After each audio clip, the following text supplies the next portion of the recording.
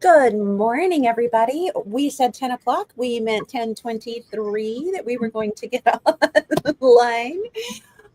But I am happy to be here with you this morning. We've been doing this every second or third Saturday morning for a while now, where we're here on our Facebook pages, and I am here with Coach Deb and Coach Emily, who are both Wild Institute trained clarity coaches. Coach Deb focuses primarily on parallel parenting and setting those healthy boundaries with a co-parent in those difficult parenting situations after separation or divorce. And she's also a certified, is it NIC interpreter? Is that the Yeah, correct term? right. And I see the organization. So sign language interpreter, yes. Yes, so she's a sign language interpreter, which means for our deaf clients, they can go to Coach Deb and actually have accessible coaching, which is super fabulous. Coach Emily focuses on boundaries and relationships. And this is not just in a romantic or marriage situation. It's also her focus is on, like, let's say you've come out of some really unhealthy unboundaried background and you're trying to figure out how to set healthy boundaries with parents, siblings, friends, workplace, all of those kinds of environments. And that's what she focuses on. I work with divorce and custody coaching, how to survive the nightmare of family court and get the most out of your lawyer, and how to document your evidence well, and how to know what to expect and what a judge is more likely to go for than not, and how to not shoot yourself in the foot when you are a terrified, exhausted, fatigued, and traumatized parent, trying to keep your kids safe without losing every last penny to your name to the family court system or your ever-loving sanity. So that's what the three of us do. We all work with Wilderness to Wild, and I'm glad you're here with us today. We're going to talk about holidays, heartbreaks, and healthy boundaries. I have my mushroom coffee because I'm weird like that. I don't know. What do you guys have this morning? I might be weirder. I have warm salt water because You are weirder. yeah, Weirder. Is there at least lemon in your warm salt water? No.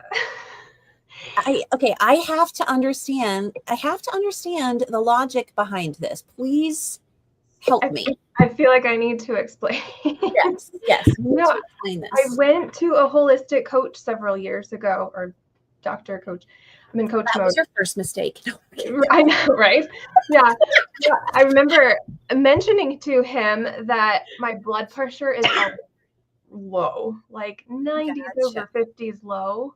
Oh, me too. Yeah, like I promise I'm alive, but his suggestion was having some salt water to bulk up my blood volume. So it's become a comfort every morning, actually. Do you have POTS? I'm not officially diagnosed, but you do. Probably. You do.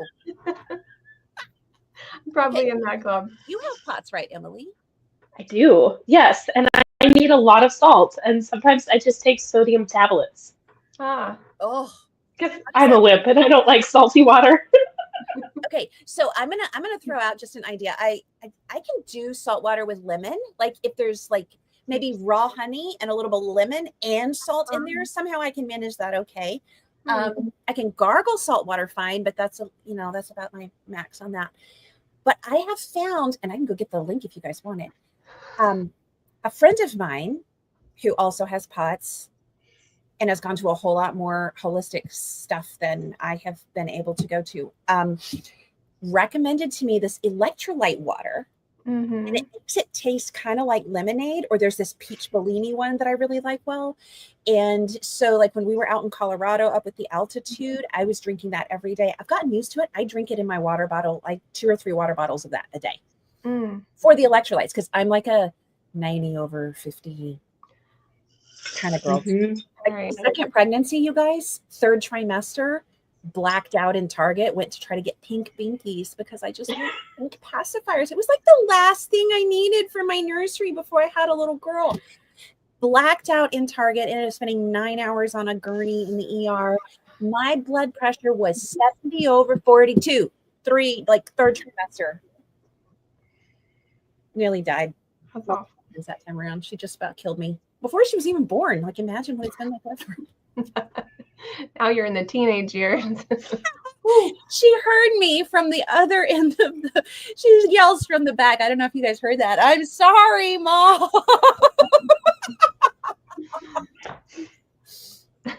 You guys, we're fun.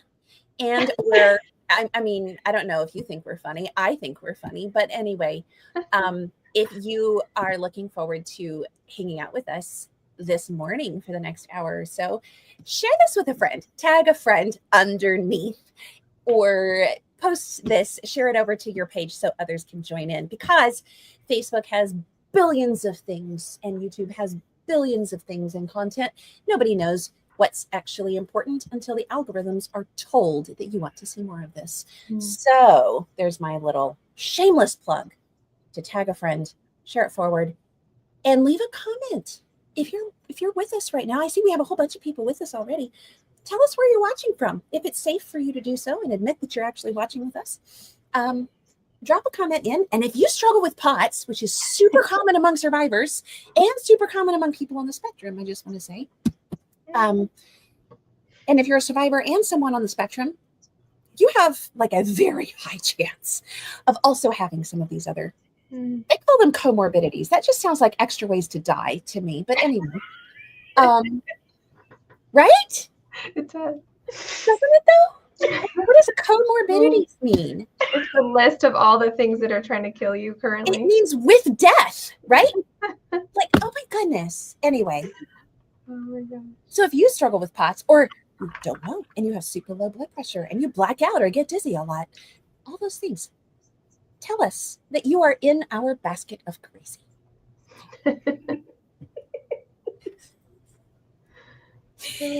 We should have a morning show.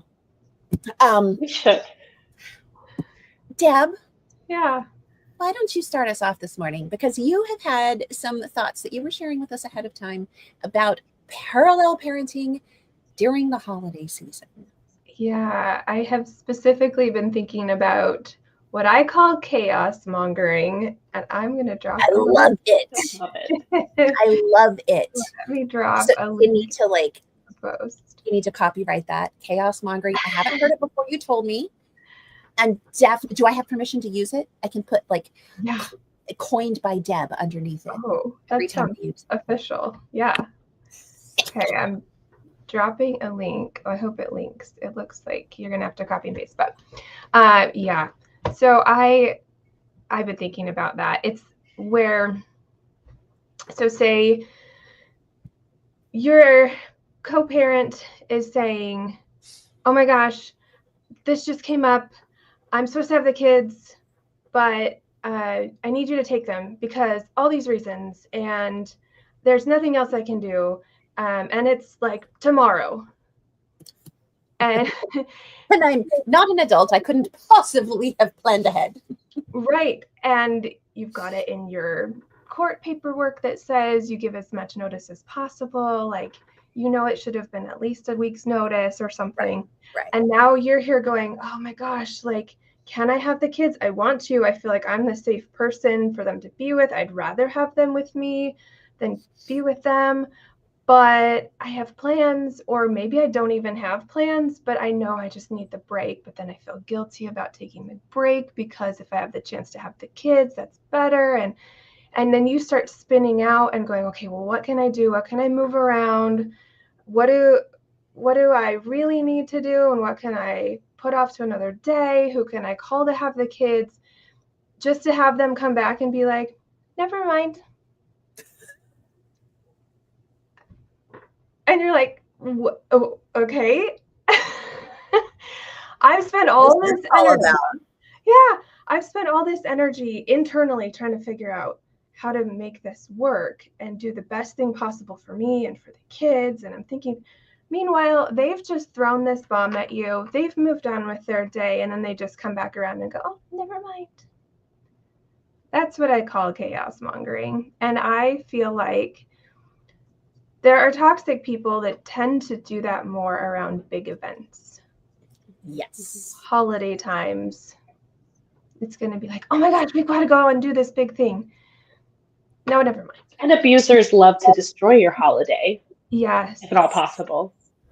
Right. And I think that that's one way that a co-parent can try to do that. Because if you're not doing life together, if you have good boundaries and you're keeping your communication in writing and you're following your schedule and you're just like, this is what I do, they're still going to rise up every once in a while and try something.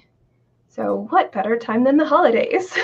Well, I think there's a couple of factors to that, though, right? Like, one, a really toxic person, whether sometimes it may not be your partner, it may be a parent or a sibling, but like they just can't stand to see everyone else happy. So if it's a season that's really important to other people, let's say you love Christmas, because we're in that holiday season right now. So you love Christmas, you love getting gifts. They might get you nothing or something they know you hate, simply because you're having too much joy, really. They aren't able to rejoice with you when you rejoice. They don't want to grieve with you, but they definitely want to make you grieve something. And sometimes there are people who very often are abusive, but may simply be, how would I put this, just toxic, unhealed, unhealthy. And they have become dependent on feeling like they're in control. And the only way they are able to feel in control is if there's some kind of chaotic situation to manage, because whether it's the dopamine hit of being that satisfaction of being able to dysregulate everybody else, or if they kind of crave the sense of intensity and they get bored because things are too mild and pleasant and stable, then they may get into, they may do really unhealthy, unpleasant things simply to rock the boat, because because they have become accustomed to the boat rocking. And so if it's still and placid, they start to feel very uncomfortable. So they create that stuff. So sometimes it can be malicious. Sometimes it can be unhealed. I think sometimes there's a sense of wanting to be the hero. So it's a bit of image management too. So if I create the unhealed person. Yes. Not the malicious person. No, so the unhealed abusive person wants to look like the hero. Okay. Is what I'm saying. So in this scenario, last minute change of plans, I can't have the kids, whatever. But then all of a sudden I can. Now they've created for themselves this angle with the kids potentially to say, oh, I had this big thing, but I moved stuff around just so I could be with you. So it looks like you're this hero who really cares about being with the kids, when really it's your time anyway. Like there's nothing special about this. Right. Yes, I can see that. Yeah. Very true. Or I created a solution. Well, you've also created the problem, so we don't need to give you a big parade for that. But I want an Oscar for this, please. Give me my choice. Yeah. I've seen another common dynamic happen as well with exes who have a long-term history of being very unhealthy individuals, where they might go through times where they are uncharacteristically nice. Yes. And there's always a difference between being nice and being kind. And so their motivations for doing nice things or being on their best behavior usually has manipulative intent. And I see this a lot where a unhealthy co-parent might be trying to sway the children to their side, and then at the same time talking poorly about the other parent. They might just, like I said, do things that are just uncharacteristically nice of them. And it's like, why are they acting that way? What is their reasoning? And I quote you a lot, Sarah, when I'm working with my clients, and I tell them to watch the television with the sound off. That was actually a client of yours, didn't it? Say that? The parent of a client of mine who said that. So I cannot take personal credit for that, but I love quoting it. It's brilliant. Yes. Behavior is a language.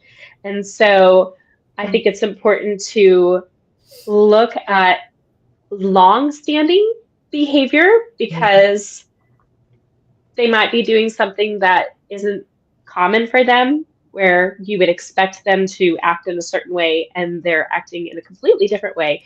But look at the long-term pattern.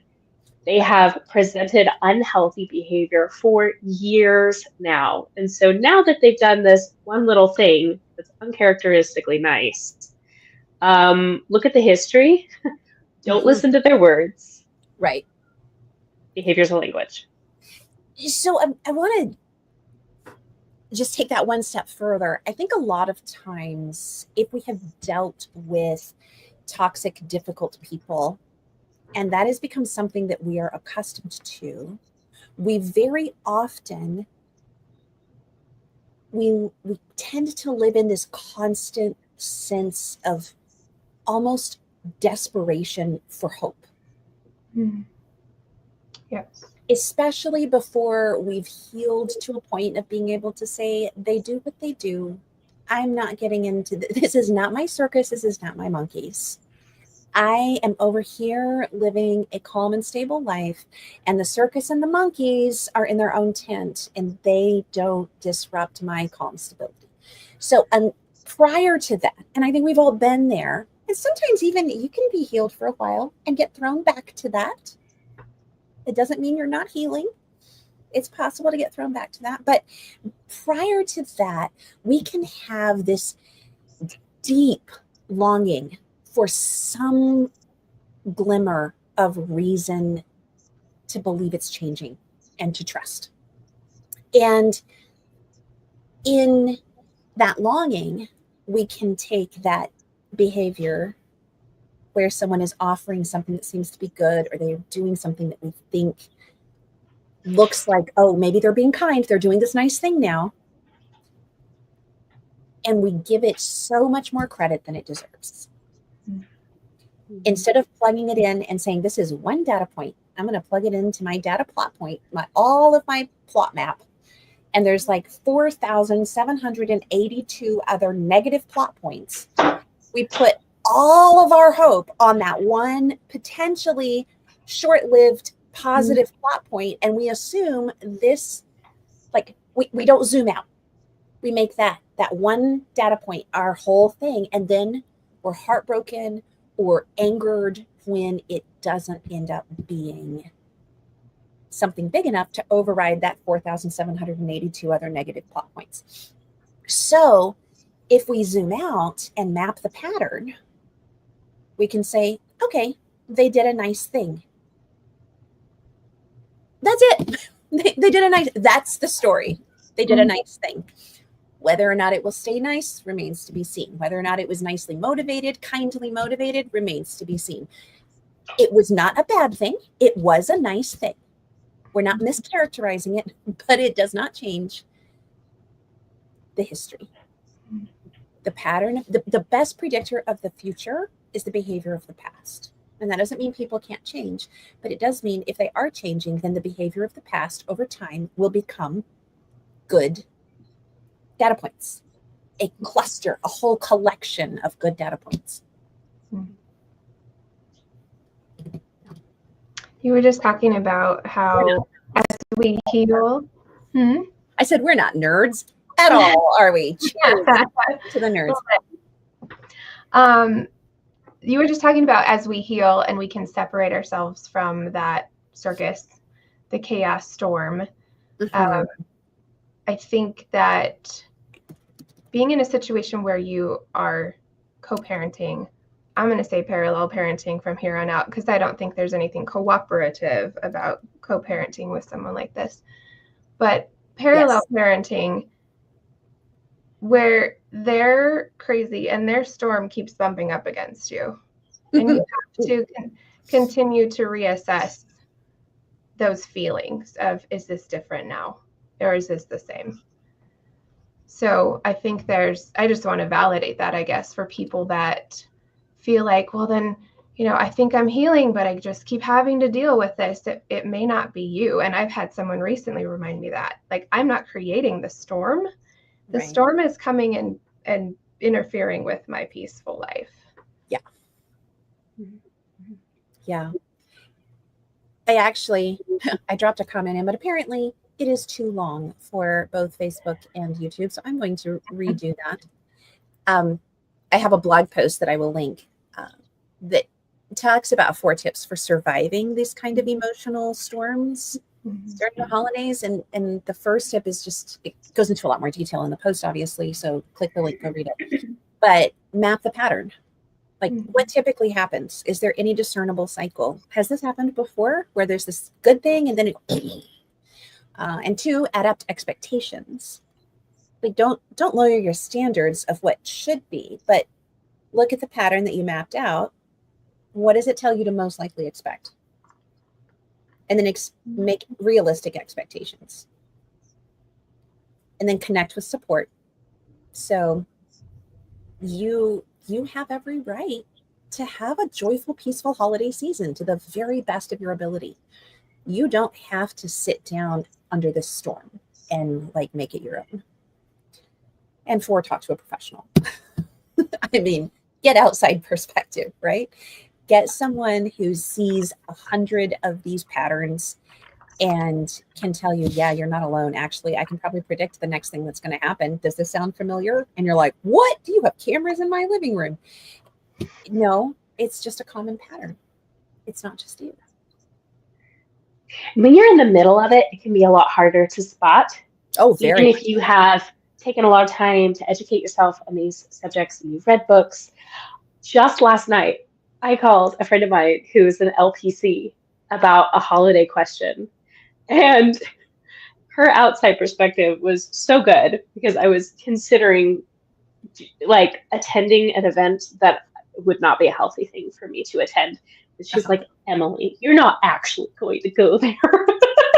And so my own personal experiences and past trauma and triggers was clouding my own judgment on this issue. And I just needed somebody else who believes the same things that I do, even around boundaries with family members, but for her to have this outside voice saying, this is not a good idea, was so helpful. I love it. I love it.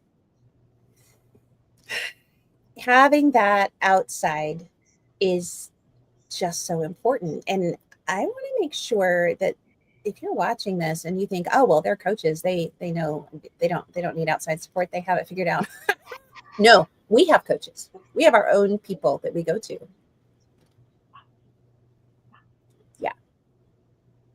Yeah, the storm's been bumping up against me. So there's been a lot of that processing out too lately. Just reminding myself of what's true, where are my boundaries. Even the simple reminder of, okay, I get this sort of email. Do I even need to respond? I feel all worked up. I feel like I need to shine a spotlight on what you're saying, who you're being. But when it comes down to it, is it about the kids? No. Then I'm not responding because I'm not going to get hooked again into a personal, emotional sparring session. Yeah. So then what are you doing instead? Instead, I am talking to my support people And I'm channeling some of that into some of my coaching posts, stuff that I'm putting out there as guidelines and tips are also reminders to me at the very same time. Yeah. For sure. And many times when we're writing about a subject, we're preaching to ourselves. Totally. Yeah. Shocking. Really? Yeah. This is a great plug for Deb and Emily are both clarity coaches with Wild. And if you've just joined us, you can get sessions with them or me, depending on what you want to focus on.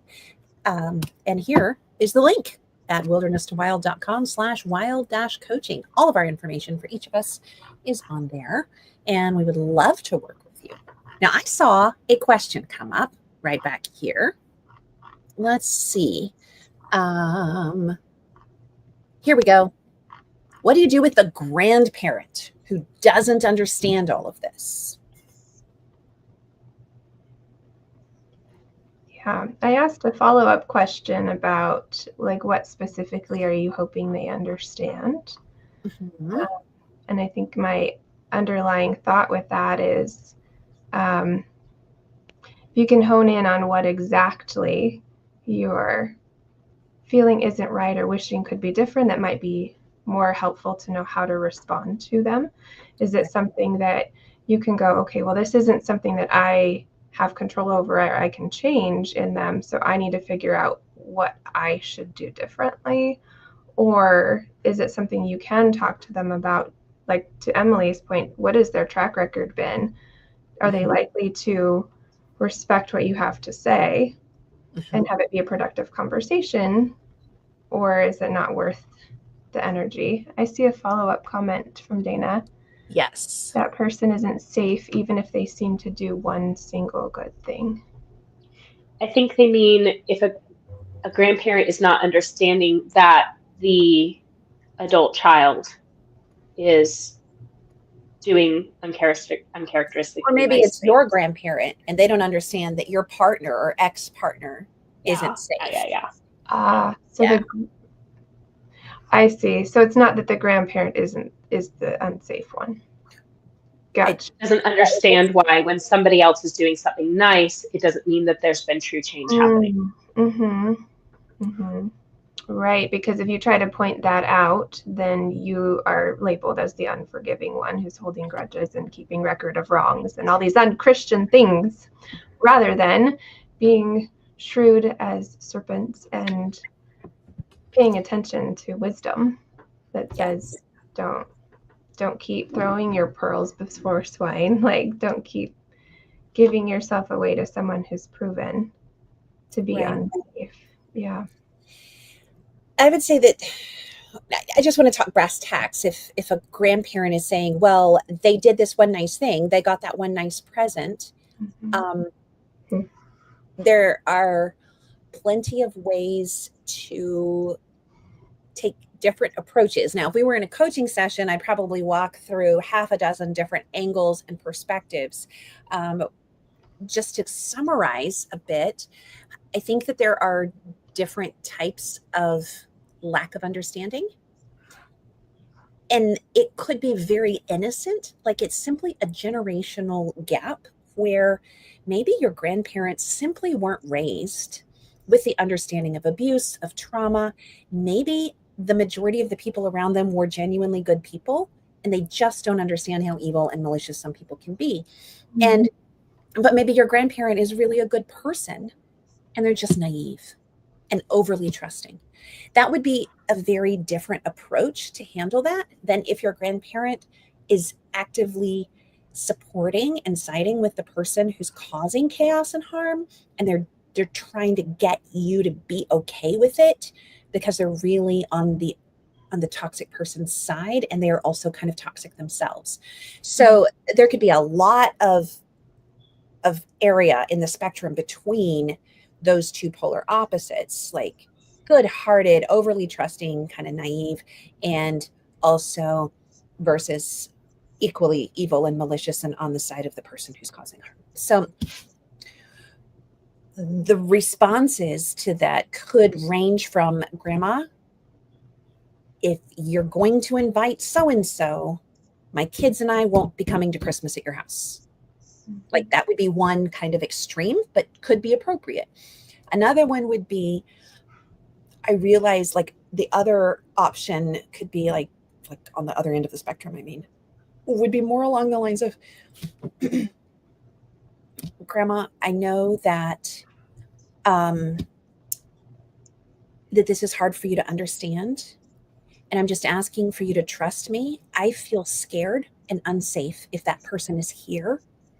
Please don't invite them just because you love me. Please just trust me that that is like something that would make me really uncomfortable and I couldn't enjoy this. Can you do that for me? Like, those are vastly different approaches. And another even more hardcore one would be, Grandma, if you're going to maintain relationship with the person who has done XYZ egregiously harmful things, I can't have a relationship with you. Like, so I don't know, Dana, your specific situation, but I do know there are a dozen different potential ways of going about that. You may or may not be able to convince your grandma or grandpa, it could be a grandpa, your grandparent, that of the reality of the situation. You may not be able to be free to tell them all the things that you need to tell them.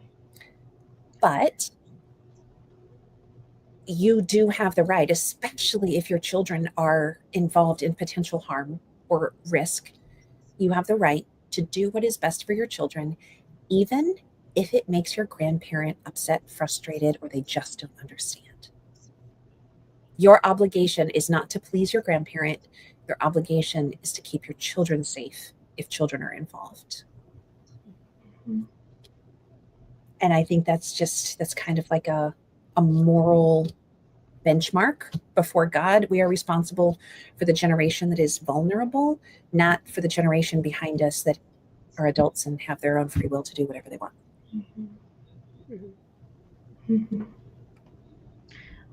In situations like this, I love to quote my friend Tom, who says that everything you say must be true. Yes. But not everything must be said in order to be true. Well, so, everything you say should be true, but not everything true should be said. True should be said. Thank you. I totally blinked out there. No, that's okay. And so in situations like this, I, as Sarah said, determine where that grandparent is at on a health spectrum and how much trust have they built. And then determine pre-scripted responses to some of the concerns or complaints that they may have, and recognize that in many situations, the less you say, the better. Because if you open yourself up and you become very vulnerable and you start sharing all the trauma that you've endured by this other unhealthy person, and you start sharing about what you actually believe might be going on, suspicions that you may have, etc., you dump out your true view of this unhealthy person. You don't know if that is going to stay confidential. Yes. And so you can, whatever you say can be 100% true, but you don't have to say everything in order to be speaking truth. So having a few pre-scripted things, such as saying, I understand your concern. I am basing my decisions off of the level of trust there is in that relationship, or I'm making this decision, or I'm choosing to look at previous behavior to gauge how safe I feel with this individual, and leave it there. You don't have to give all the details in order to communicate where you are, or to communicate your boundaries, or to express your needs. You can keep it very, very simple. Likely that's going to be a healthier response in the long run than giving a lot of detail. Right. Yes, I agree. And I just wanted to say, I saw the comment come up from Laura, watching from Southern California, found so much healing with Sarah's videos. Thank you, Laura. But also, I'm just really glad for you. I'm glad that these are helpful and supportive. And I hope that you are finding healing as you continue to grow through whatever it is that you're going through. Oh, I see a new one. This one's a long one, so we'll see how much of it can show. Oh, wow, it fits all of it on there. I've seen a situation where a toxic or abusive family member had used the "I don't feel safe with blank" here because they will try to cause drama or accuse me of things I didn't do, them referring to the abuse victim. This is done in an attempt to present a pleasant persona to the rest of their family and making it seem like the hurt person is the one to blame. How would you suggest family respond to such a person? Well, you can only control your own actions, not what anybody else does. And that goes for belief too. You can only control your own belief system. You cannot control what somebody else believes. So a lot of times, the only answer is to hold your head high, make sure that your actions align with your value systems, do the right thing, speak the truth, and live your best life. Yeah.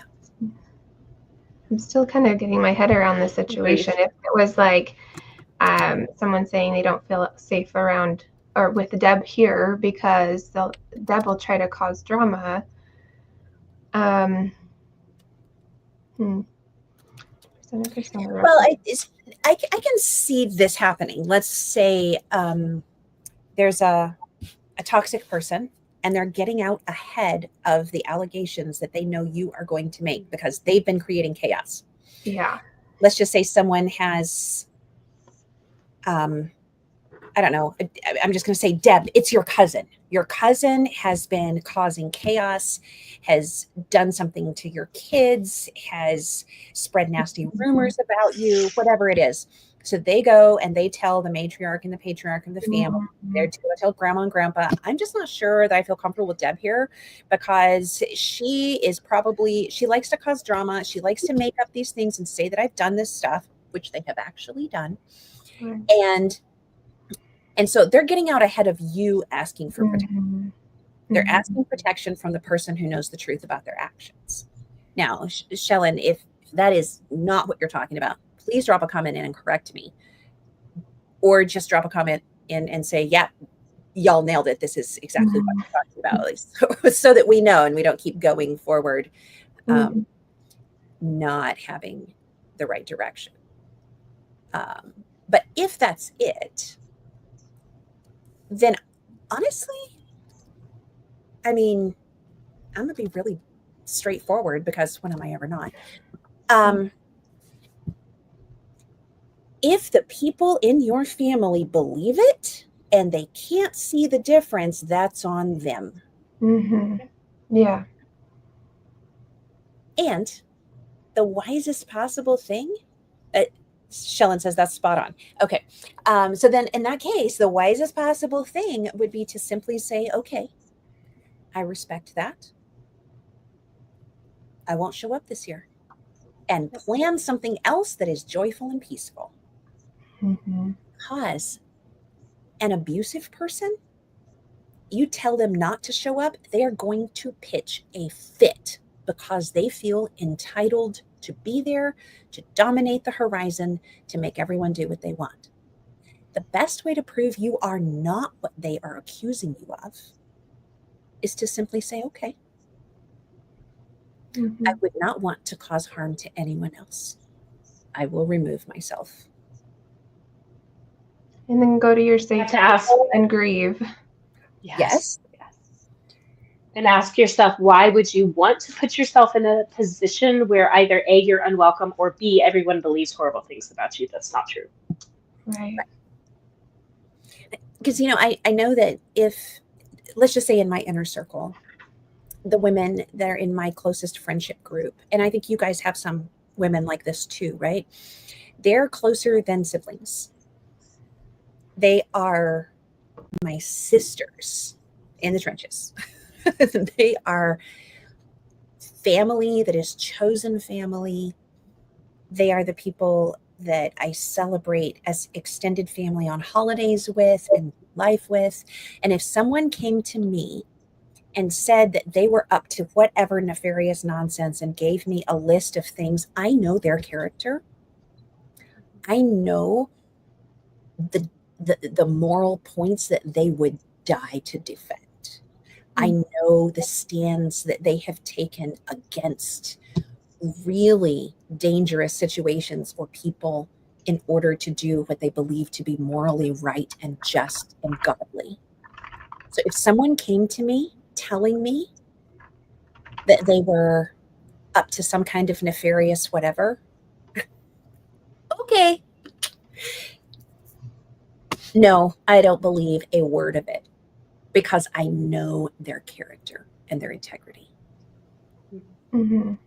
So if people can be swayed to believe that you don't have that character and integrity, to believe that you are choosing to cause harm, and they don't see the pattern of behavior of the person claiming this, it's painful, but it's also useful because they are telling you where they stand and what they are blind to. Mm-hmm. It can be exceptionally hard to go from being immersed in that toxicity, feeling voiceless, coming out and finding your voice, being able to see through this stuff like you never have before, finding ways in life, whether in that system or in other ways, to be able to speak up for yourself and for what's true. And then find yourself back in this situation again where something like this is happening and you feel like, I've got all of this power now. I used to be voiceless. Now I'm not, but it's still wiser for me to not use it. Yeah. That is so incredibly challenging. And that's where personally, when that storm comes in and bumps against me again, I have to go through that process again. I feel like I've got a voice now and I can speak up and I can see these things and I should say something and I should do this and I should. And yet that quiet little wisdom voice underneath is like, but what good is it going to do? You know who you're dealing with. You know the storm will rage harder.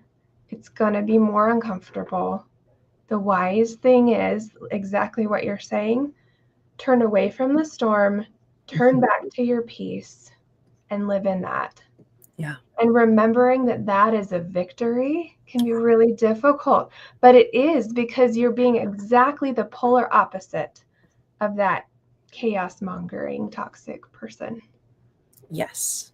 I mean, nothing like them is like the ultimate victory. I love how you phrased that. Being nothing like them is the ultimate victory. Because a lot of times we tend to feel like getting them to believe us would be the ultimate victory. Yeah. Yep. And that really shifts the perspective. Yep. So while we're in between questions, and if you are watching right now, and you have a question to ask, now's the time to throw it into the comments because we're going to wrap up here shortly.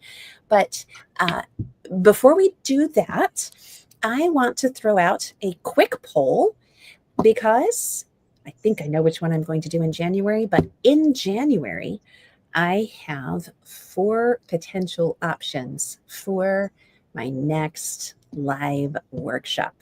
How to apologize to your kids while you're still healing from trauma. That one's gotten a lot of votes on the poll I sent out. How to tell the kids you're splitting up. That one's also a question I get asked a lot. How to escape the brain fog vortex and start to think clearly. That's another one. And then how to handle abuse when your spouse is neurodivergent. What is neurodivergence and what is abuse? That's another question we get a lot. So if you're watching right now, and also if you are watching the replay, that's fine too. Underneath, I'm going to put this into a comment. And underneath that, I want you to go ahead and drop your vote, A, B, C, or D, so that you can tell me what you would most like to see. Well, that spaced it nicely. It did not. But that's okay. Also, I want to throw out a quick invitation.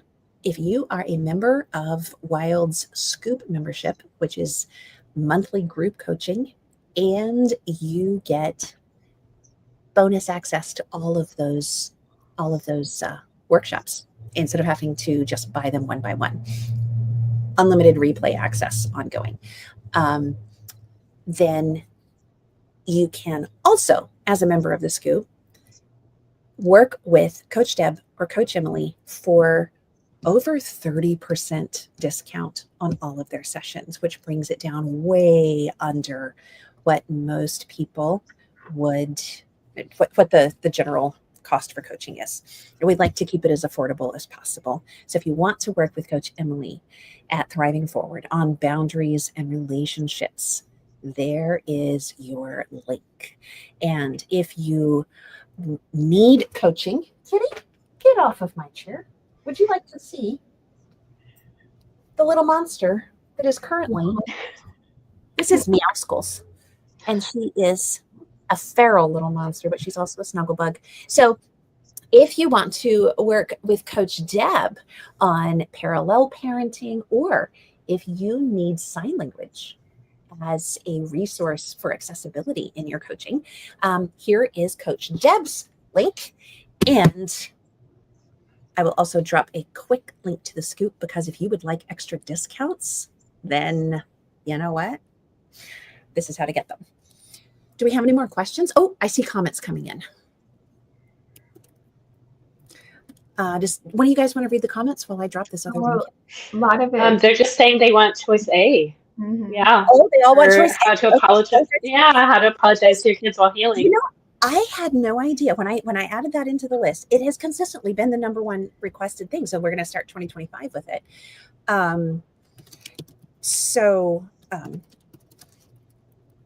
Yeah, I want to know why. Like, what are your reasons for that? I'm going to give space for that for just a second. I haven't personally been in that situation, but I've had a lot of clients share frustration that the long-term stress that they have endured has led to changes in them that they are not happy with. So they might yell at their kids more or voice their frustration in ways that they are unhappy with. And they don't want to be like their toxic ex. They want to do better. They want to be a safe parent. Mm-hmm. And I think once you leave that abusive situation, you tend to start gaining more clarity about what behaviors are okay and what they're not. And that automatically tends to lead to more self-reflection too. Right. Mm-hmm. That's true. That's true. Well, and also, go ahead, Deb. Oh, I was going to say personally also, there's a sense for me of having wanted to parent a certain way. And I felt like it was always being countered, undermined. Mm-hmm. So then getting to a place where I can parent however I wanted to, like, what do I want to do? Do I want to go to a more authoritarian sort of parenting model, but that doesn't feel right? Don't want to be too permissive. So kind of finding that balance for myself had me at times going, should I be apologizing for being firm? Right. Right. Or was that actually destructive, harmful, anger, reactive abuse, like someone just mentioned? It takes a while to kind of find the difference, especially if you've been a pleaser and you've just gone along with the abusive system. Then you try to find your own way, and it's like anything that feels assertive to any degree can feel wrong for a while. Yeah. I want to throw in another thing that I know I experienced, and that was well, especially when I was starting out, of course, the beginning of my journey was now over 10 years ago. But my kids were little, and I was dealing with so much Mount Everest, crushed under Mount Everest of like, I spent over the years hundreds of hours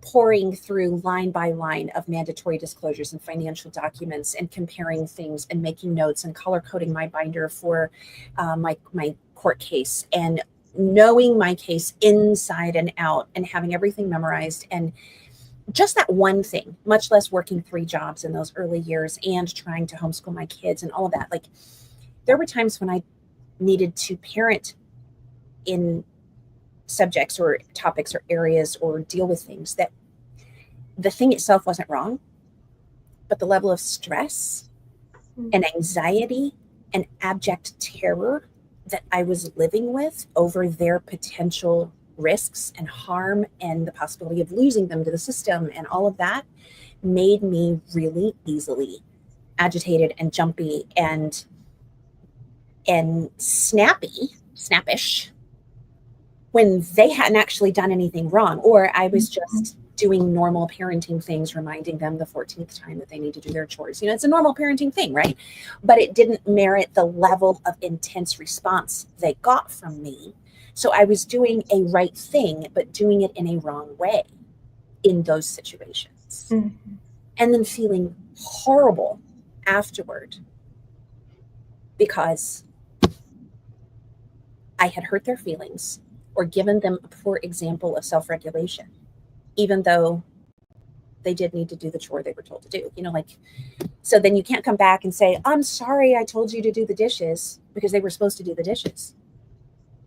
Yeah. So how do you apologize in a way that models humility and healing and personal responsibility without letting your kids off the hook for things they were supposed to be doing also?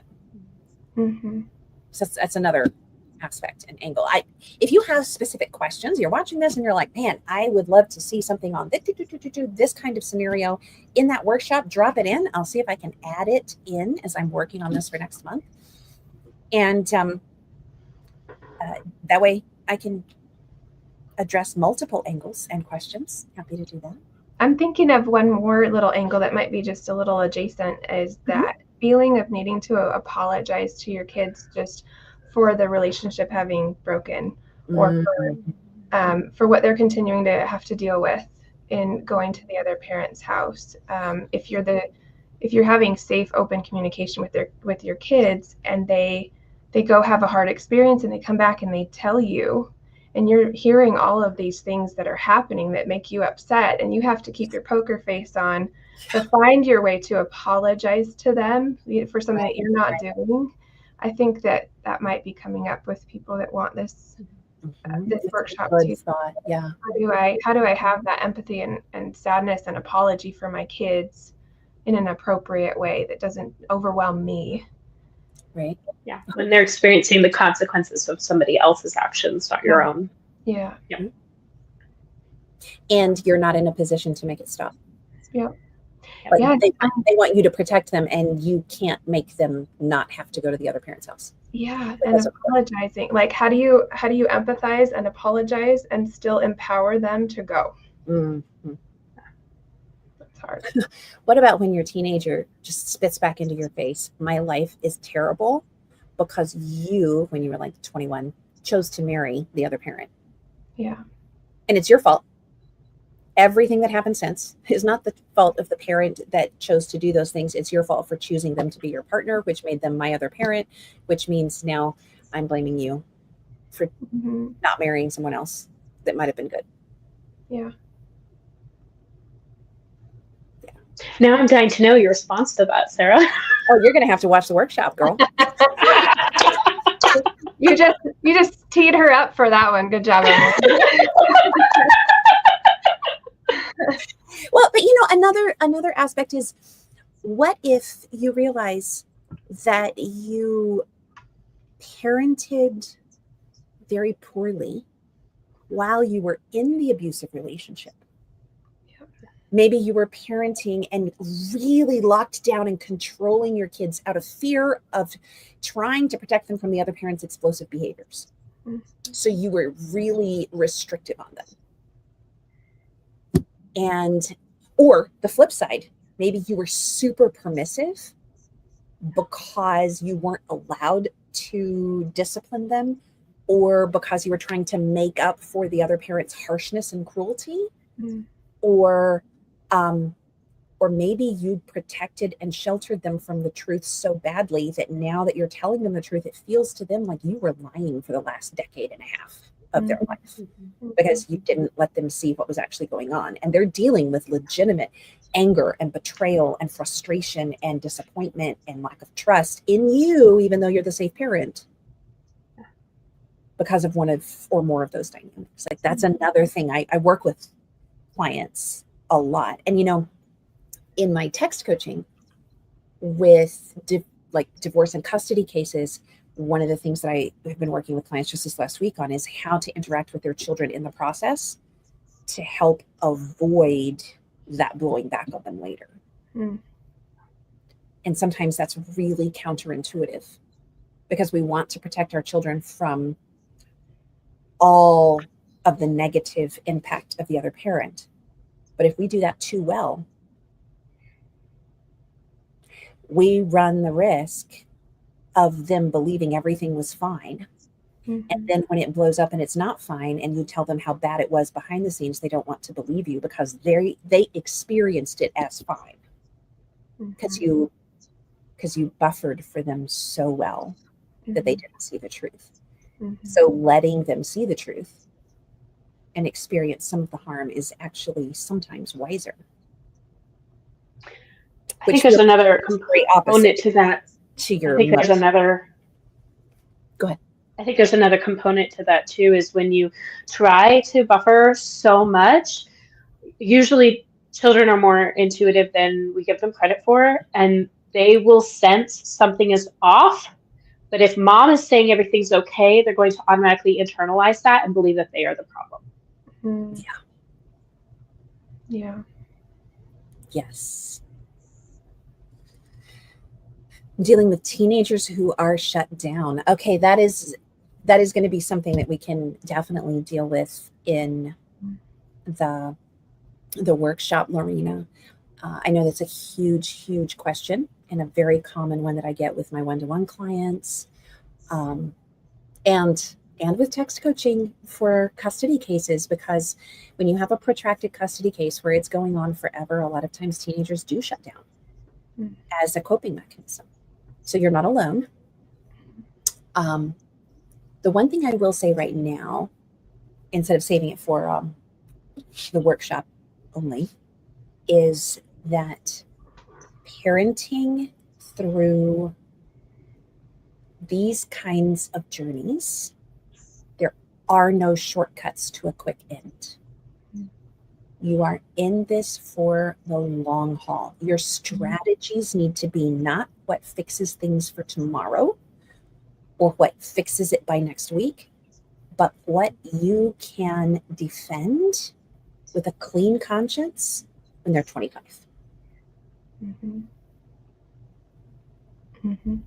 So anything that I would tell you in a one-to-one session or a workshop is going to be with the thought of how to get the best possible outcome for your situation in the long run by the time your kids are fully developed frontal lobe adults. Even if it doesn't give you a massive quick fix right now, because these journeys are not overnight healing situations.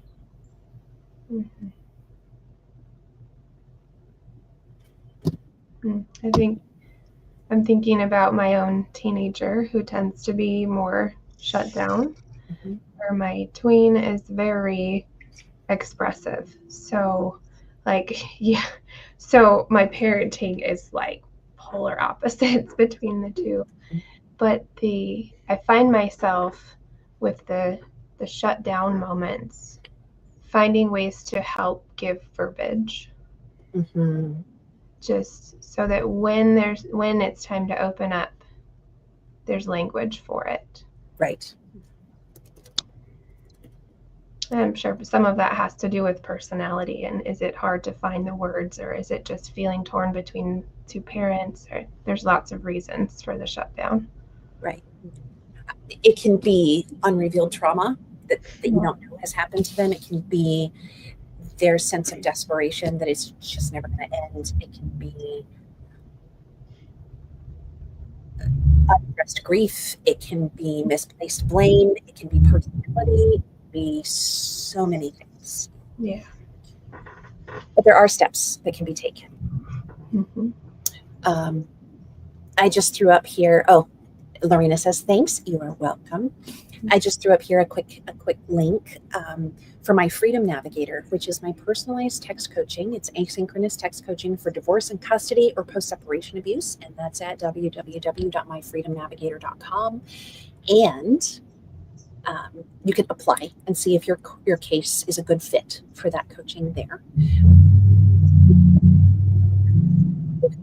Per month. And then sometimes I don't have space because it's very high involvement. So I don't know if it sounded like this for everybody, but you cut out there for just a second. It did? Describing the last couple of sentences. Oh, goodness. Okay. So let me try that again. I only take up to 5 clients per month. And right now I have 2 or 3 spaces left for December, which is great if you are in a case where you are ramping up for the holidays and really want to get some coaching. It is a 6-month retainer, and I work with you for a minimum of 6 months, and then you can go on forward from there. I do have a charter rate discount for December, which I can tell you about if you choose to apply and your case is a good fit. So I also want to throw up Coach Emily's link. This is where you can get in touch with Coach Emily to book with her for one-to-one coaching sessions, and with Coach Deb on parallel parenting to book with her for one-to-one coaching sessions. And if you want discounts, join this group. And then you get up to 30% off, more, 35% off, I think, because you get 15% off it's like 30% off. Anyway, shameless plugs, just to make sure you know where you can get help. Anything, last comments or thoughts from anybody? I hope that our friends who are watching find their way to have peace this holiday season that's coming up. You're celebrating Christmas, so I wish you a peaceful Christmas. Yeah. Mm-hmm. Yes. Same. And it's my prayer that those who are newly separated from their family realize that it may take time, but you can reshape what the holidays mean to you. And it's okay if there's a lot of grief happening, and if some years you just don't do a lot because you're in a season of grief and you choose to just honor that. But then it's also okay to slowly make those shifts away from what holidays used to look like and recreate what you want them to look like moving forward. And sometimes that can mean very personalized traditions that only involve you. You don't have to depend on anybody else. Yes. I have a few cherished traditions that involve, well, I'll just give one of them. I love wrapping gifts, and I make it a process. Before, it used to be a stressful thing for me, but now I've turned it into something I look forward to by always watch a certain movie, and I spread my stuff out on the floor in front of the fire. And I have Crohn's disease, so I have a very strict diet, but I cheat once a year. And I buy a box of those Queen Anne chocolate covered cherries, and I eat the whole box. With a glass of sparkling cider, and just have my evening. And it's the most relaxing, enjoyable time. And it's that is just one personalized holiday tradition that I make for myself that's also productive, which is kind of fun. But yes, I love that. I love it. I love it. I forgot, so I'm just going to throw it up right now. I did this just a couple of weeks ago, but it's still available if you want to catch the replay. I have a workshop on how to survive the holidays without your kids if your kids are going to be gone this holiday season and you're going to be alone, and how to make meaningful memories if you're starting new traditions, even if your house feels empty this year and you have to celebrate with your kids being gone. So I just dropped that into whatchamacallit. I dropped that into the comments underneath. Yes, into the chat. Thank you. Deb, what do you do? I was just thinking about, for your plug for what to do with without your kiddos. I plan for second Christmas the years that I don't have. So it's just become a thing. This year I happen to have them. Next year it will be, we're planning for second Christmas, and we'll set a date, and it just will be like, in my mind, that is the day. I don't know that I've necessarily come up with a day of on the 25th. I do this or that. If anything, it can be a little nice to have that time to finish wrapping presents. And still see family and things like that. But Right. I've been able to make that mental shift to, like, this is our personal holiday. And to have that to look forward to, it makes the weight of the actual date feel less important. Yeah. I think that's really crucial, to not stay hung up on Christmas being on the day of Christmas. Christmas can be whatever day you choose to make it.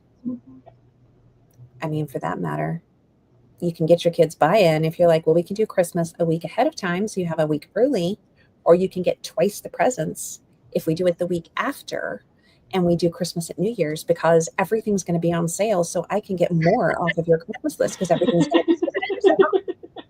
You pick, honey. There you go. Yeah. It's really quite common. I did not realize that until the last several years, that many families, even very functional, healthy families, because you've got multiple family units involved and schedules, they have their Christmas on other days. Right. And this year, I'm not celebrating Christmas on the 25th. So it's actually quite normal. Yeah. Common, quite common. Quite common. Maybe not normal. Yeah. But common. Okay, so I have one last question that just popped into my head. Next time, should we talk about strategies? Next time on Saturday morning when we do this, should we talk about strategies for setting some intentions for the new year and making plans for the new year while you are going through survival situations? And you may not feel as normal and in control.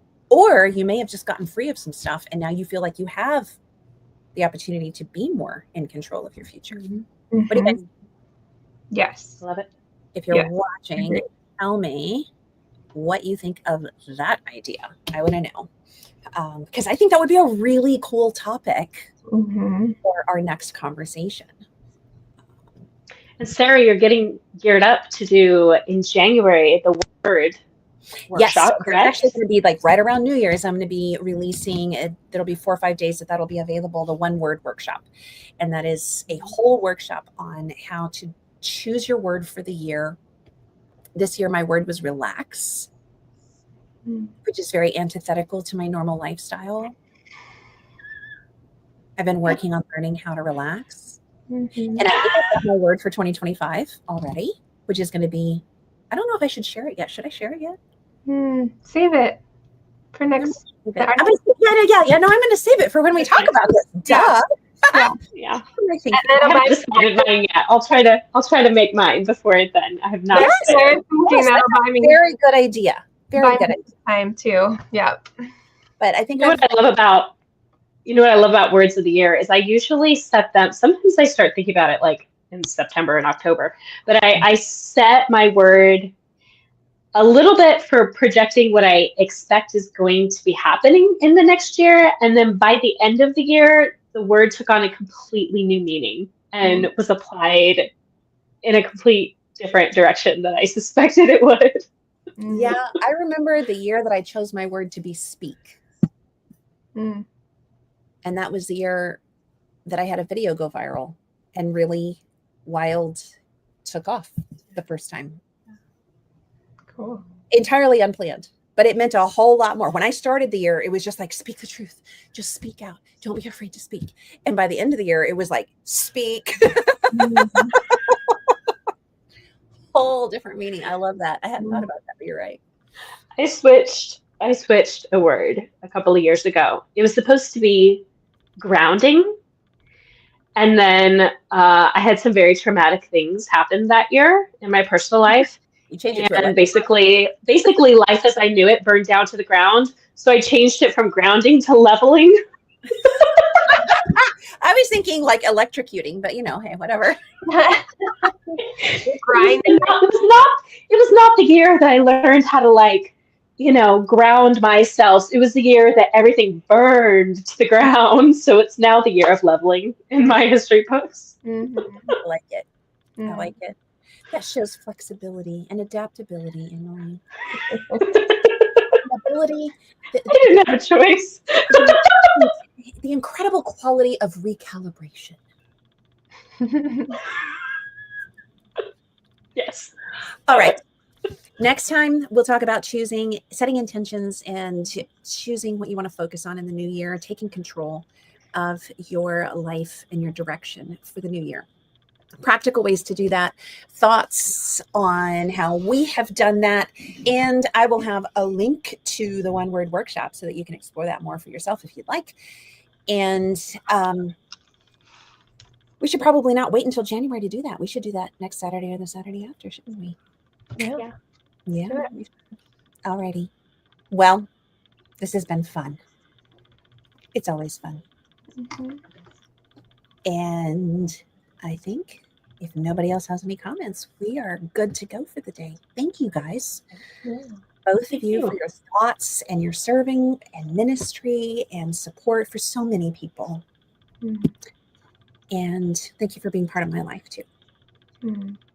And for everybody watching, I'm going to say it again. Share this with a friend because there is somebody who needs this. They need the laughter. They need the encouragement. They need to feel that they are not alone. They need the strategies, the works. So share some coffee and clarity with somebody you care about and just pass this link forward. And we will see you next time.